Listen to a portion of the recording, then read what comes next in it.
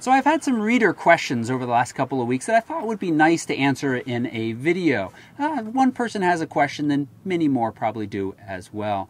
And let's get right into the first question. So the first question is, why do raw photos look a little dull out of the camera? Let's take a quick step back and talk about the fact that there are usually two file formats that most DSLRs, high-end point-and-shoots, Micro Four Thirds, can produce when you take a picture. You can either produce a JPEG or a RAW file format. Now, a JPEG is a lossy file format, which means every time that information is saved, it throws a little bit of it out to compress it and to save room. The benefit being that it's a smaller file size.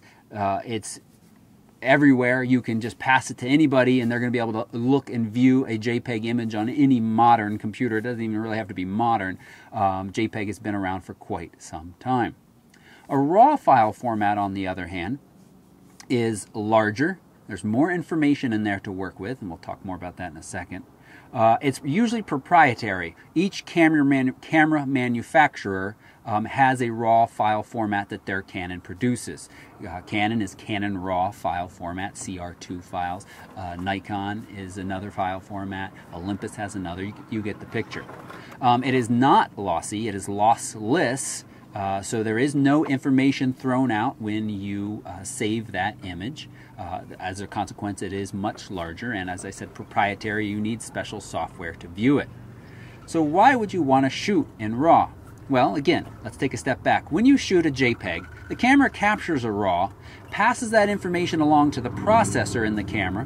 The processor applies presets that either you have set or the camera has set. And in many cameras, you can adjust the level of sharpening, the level of saturation, the color vibrancy. All that can be adjusted to apply differently every time you take a picture. And then it writes it to the card. When you shoot a RAW, it bypasses the processor and really just captures what the sensor sees and writes it onto the card. That gives you the ability to work with this file when you download it onto your computer, and it gives you a greater latitude, especially in dynamic range, if you've messed up the exposure a little bit or you want to adjust the exposure, and sharpness, color, all of those can be applied after in a program.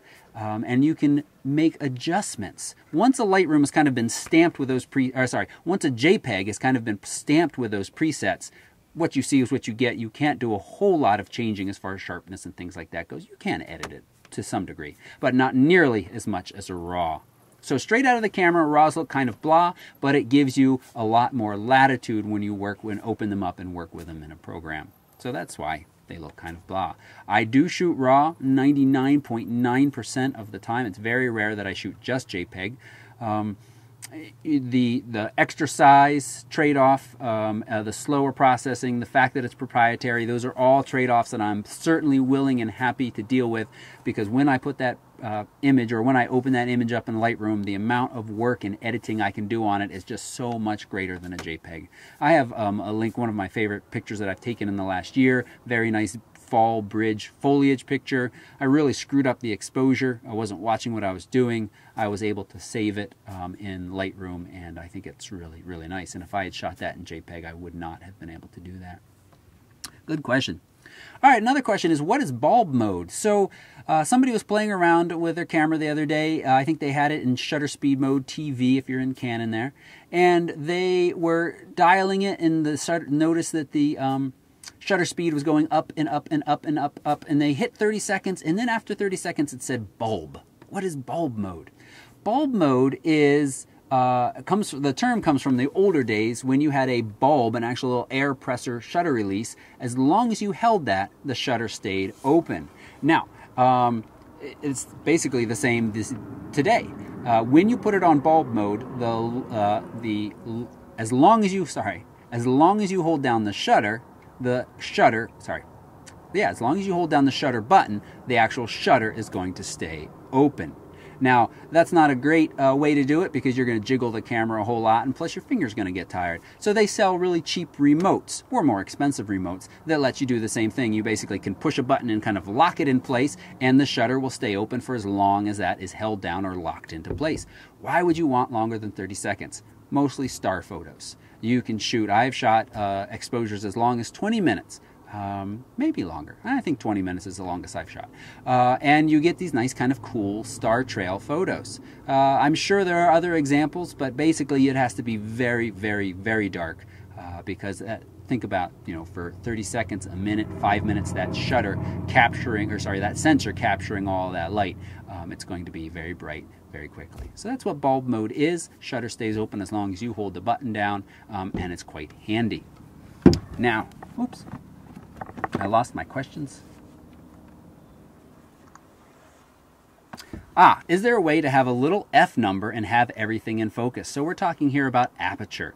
The smaller the number, the wider the opening, which creates that shallower depth of field. And this is what's really nice about DSLRs, and many people who say, I want a DSLR because I want that really bokeh or out of focus background look. You get that from having these really small F numbers, large apertures.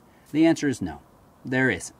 You cannot have everything in focus and have those really large apertures. The other reason why large apertures are nice is they let in a lot of light. So you might not always be going for that small depth of field. You might want everything in focus, but you're finding that you have to open it all the way up to f2.8 to get in enough light so your shutter speed is high enough. You just can't do it. I could start talking about the wacky tilt shift lenses and things like that, but that's very specialized and it's not quite an example of what we're talking about right now. All right, this other person, this is a good question, I think. Slicing off the feet. It really annoys me when people take full body shots but cut out the feet or stop at the ankles. Is it a professional thing to do? Because every full body shot I see, the feet are cropped out. I personally hate it so much. Maybe it's just me. What do you think? All right, this is something that I am still working on myself. And when you're taking a picture of a person, not every person needs to be a full body shot. Keep that in mind. Many shots look just fine if they're nice, tight, and cropped. I mean, it's really the person up here that you're showing, usually. Obviously, there's exceptions to that. And the general rule of thumb, when slicing parts of bodies off, is don't do it right at the joints. So right at the ankles, that's poor form. Or even if it's just like a little bit like middle of the foot, that's poor form as well. Either get all of the foot or crop it a little bit more between joints. So halfway between my ankle and my knee would be fine. Halfway between my knee and my waist would be fine. Or halfway between my waist and my neck would be fine. So again, and you want to watch your hands and stuff. So this is where professional photographers, they can look through the viewfinder, they can see their subject, and they check for all of these things, distracting backgrounds, where the person's is cut off, and it becomes second nature to those people who have a lot of practice doing that. So that's a good question, and you want to watch out for that. All right, is there a best focal length to keep your camera on for general shots? What would it be and why? And is there preferably a good one for landscape photography and portrait photography? So there's more of that question. I'll hit it in a second. The answer is no. There is certainly not one focal length that is the best focal length to keep it on. It really depends on what you're taking pictures of. Now, I have talked about in other videos watching out for distortion of human subjects with wider angle lenses. That might be something that you're going for, though. That might be your art style. That's fine. But if you're trying to take a professional portrait, usually you want to stay somewhere above 50 millimeters. On a crop sensor, you can go 30 millimeters and above. Landscape, certainly not. I think a lot of people think they need wide angle for landscape. One of my absolute favorite landscape pictures that I've taken was taken at 70. So a longer focal length can really compress and bring things in to kind of a tighter view. Mountains in the distance and a beautiful tree. With a longer focal length, those things can really be brought together and look much nicer. You shoot that with wide, and it's just going to seem like a bunch of small things really far away from you. So there are certainly, but there's other landscapes that look gorgeous shot with a really wide angle lens. So there really is no one size fits all approach for focal lengths. Are you better off keeping in AV mode so you can just let the camera do the rest when you're trying to get a nice depth of field effects? Yeah, pretty much. I do shoot manual most of the time. I shot AV mode for many years. And then I switched to manual. I'm comfortable enough in that now There are some shots, though, I think I miss at times. Or by miss, I mean that I didn't get the exposure close enough because maybe I wasn't watching my shutter speed. It is depth of field that I care about most often, and making sure that all my subjects are in sharp focus or the background is blurred however I want. So AV mode is I think, the best mode for beginners. But you still have to watch. What is the camera deciding? Is it deciding on the correct exposure? Remember, it kind of wants to make everything 18% gray. And so in AV mode, you can then use your exposure slider to adjust things, and you don't have to necessarily worry about shutter speed or ISO. But you still do want to watch out that it's not choosing a shutter speed that is so slow you're going to get camera shake. So that kind of roundabout answered that. But I think you got the idea there. Last question I'm going to answer here is, what sort of filters, if any, do you use and why? The only filter I use is a polarizing filter, circular polarizing filter. And I've talked about these on the blog. They're in my camera bag here, but you know, a circular polarizer filter. It goes on the end of your lens. You rotate it to get bluer sky, less reflection in the water, richer greens. They're really nice. I've got blog posts about them. I'll put a link down below to that as well.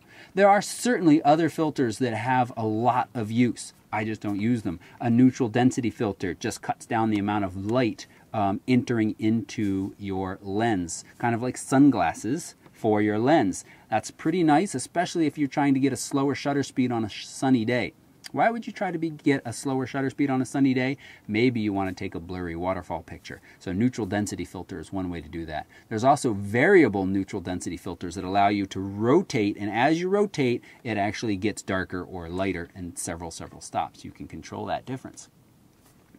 There's also graduated neutral density filters, and that's great too for landscape shots. At the top of the filter is more darker than the bottom of the filter, and so it allows a variable amount of light from the top to the bottom into the lens, and that's helpful as well. And there are warming filters. There are filters that add starry bits to light objects that are in the focus. You know, those are all different filters. Some of those are helpful. Some of those are neat. It really depends on what kind of shooting you're doing. I'm sure I'm forgetting about some useful filters, but circular polarizer is a huge one that I think many people don't know that they need. It's a really nice filter. Yeah, that's it. So I hope you found some helpfulness in those questions and answers. If you have any questions or answers for me, because I'm always looking for answers as well, just leave a comment down below or come over and find me on the Facebook page. I'd be happy to answer. And if I don't answer it written out, then I'll probably answer it in a future email. Thanks so much for watching, and if you haven't already, please subscribe.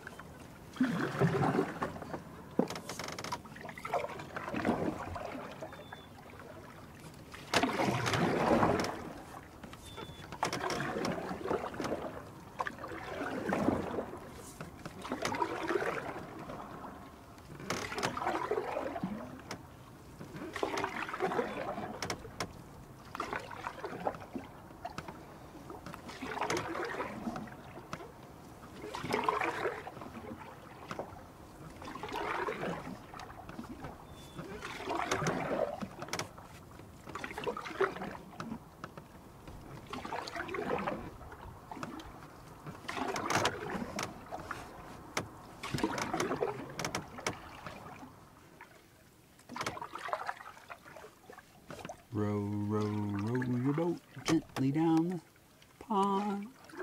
Merrily, merrily, merrily, merrily, life is but a dream.